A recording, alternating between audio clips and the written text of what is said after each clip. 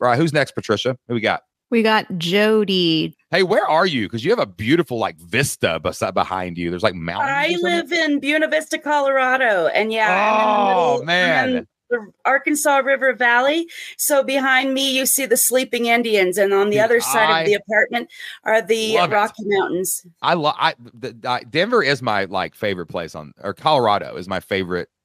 Well, Kentucky's my favorite state because it's my home, right? It feels like a nice humid hug. That's what Kentucky feels like, right? But then like Colorado is my favorite place in the world. Like I love going there. Like whenever I'm losing inspiration in my life, I legit am like, book a plane. We're going to Colorado for a week, and we're just going to get out in the mountains. It is, man. Like until you've seen the Rocky Mountains, the 14,000 footers with your own eyes, you cannot fully comprehend the majesty of those things. And then like I want to go to the Alps and the Himalayas like so freaking bad, you know, just because like I just like if like those things are bigger than those mountains is what's crazy, you know. So we have 14,000 footers all the way around our like outside of the apartments. That's what we see from the balcony. That is so good. Have you been to Utah? I haven't. Salt Lake City. Anybody been to Salt Lake City here? Who's been to Salt Lake City? Hit a clap or something. You know what I'm saying? It's weird. Actually, I have been to Utah and driving through the, I think the Mitts. Is that what they're called? Yeah, that's what they're called. And it's like a baby. It's like a baby Colorado. You know what I'm saying? But it has its own like super unique, interesting like charm. You know what I'm saying? It's the sunset there is like, it's gorgeous, ridiculous. And like, and that little valley that Salt Lake City sits in, like everybody in Salt Lake City or everybody in Utah lives within 4 hours of Salt Lake City. Everybody lives in like one place. And, but it's just a beautiful mountain range. I've never seen anything like it, but we've been there twice this year already. We actually went in March and we loved it so much. We immediately booked another trip back there because it was like, oh my gosh, this is gorgeous. Okay. All right. What's your question? What are we talking about, Jodi? Okay. So I created a rather lengthy green clean certification course online, which I haven't sold to anyone yet. What is green clean? What does that mean? Tell me what that means. Teaching people how to clean with all organic, all natural cleaning. Cool. Yeah, with using essential oils and vinegar and baking soda and such things as that, rather than toxin-filled stuff like bleach and cleaning supplies. Anyways, I'm wondering if I should break my very lengthy certification course into smaller courses. And I'm also wondering, because so far I have had no one buy the course, but I'm also wondering if I should like take sections of the course, make little mini courses to use as lead magnets. How much is it? How much is it right now? Right now, I'm charging $137, which is an odd random price, but yeah, you know, whatever. That's fine. It ends in 7. That's all that matters. It starts in a 1 and it ends in 7. That's my favorite number. but I'll tell you this: there's really no difference psychologically than like 137 and 197. So if you're going to cross the 100, you might as well go on up. This is actually a great question because everyone makes this mistake, right? Something doesn't sell, and you immediately go to the product or the price or the breaking it up. You know why people do this? Because it's easy. It feels like that's something we can control. I can take my course. I can break it up. I can do these things. I can do that thing. I can do whatever. You know what I'm saying? And like, it feels like that, but that's totally wrong. The thing you have to do is focus 80% of your energy on getting that in front of more people. That's it, guys. That's the game.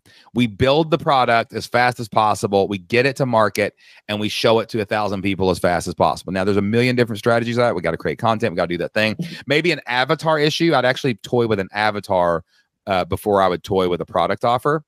If I know my offer can do what I say it does, I'm just going to get it in front of more people that know exactly what that thing does. Like, for example, like, I don't know, I know you're selling this to like maybe moms and green people. That's cool too. But like, what about like housekeepers? Like, hey, the stuff that you're a housekeeper. You're going out and you're cleaning houses. There's millions of people, probably hundreds of thousands of people that do that. Like, I've got 3 people that come clean my house every week or whatever. Like you're using these chemicals. They're killing you. Like, go green. It's cheaper. You can have whatever, better house, you know, like maybe toy with the avatar. But like, how are you getting this in front of people, Jodi, and everybody else out there? Like, guys, stop tinkering with your website. Stop playing with your colors. That's a comfort procrastination is all that is, right? Like you don't know if your product's good yet. You haven't even got any. Go give it to a housekeeper, Let them take it just to make you feel better so someone can go through it, right? Go give it to somebody and get a result. But like, guys, you got to get your stuff in front of more people. How do we do that? Content marketing, social media marketing, email marketing, and ads. We've got to be creating consistent content on a platform over time. If you've got extra income or you've got a way to make income, we need to buy ads to get people on our eyeballs on our content. And we got to get that stuff out there. It's all marketing. Like a lot of people say, like we say a lot of terms that are kind of interchangeable. Like we'll say like we'll say like online business. We'll say make money online, earn and grow and scale and be an entrepreneur. We say all these words, right? But at the end of the day, it's internet marketing. That's what happens. We've got to get more. So, and people, you might say like, how do I do that? Well, number one, go to the blueprint. We have a lot of most of the content after phase like 5 is just marketing stuff, right? Is ideas to get it churning. Every niche is going to be different. We're going to have to try some things to get them to work.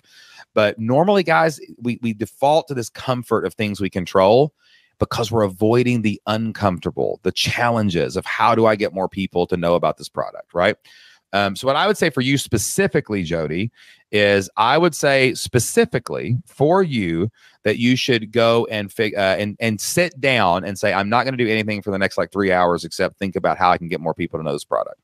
I'm going to write down 10 people in my life that could use this product. And I'm going to go in and say, I would like to you to go through this course. I would like to give it to you and see if we can get a result. And the reason I say give it to 10 people is because one person's going to actually use it because you're giving it to them for free. But you need a testimonial. You need a result. You need someone to go through your course. So then you're not tinkering with the course. You have to let them go through it, right?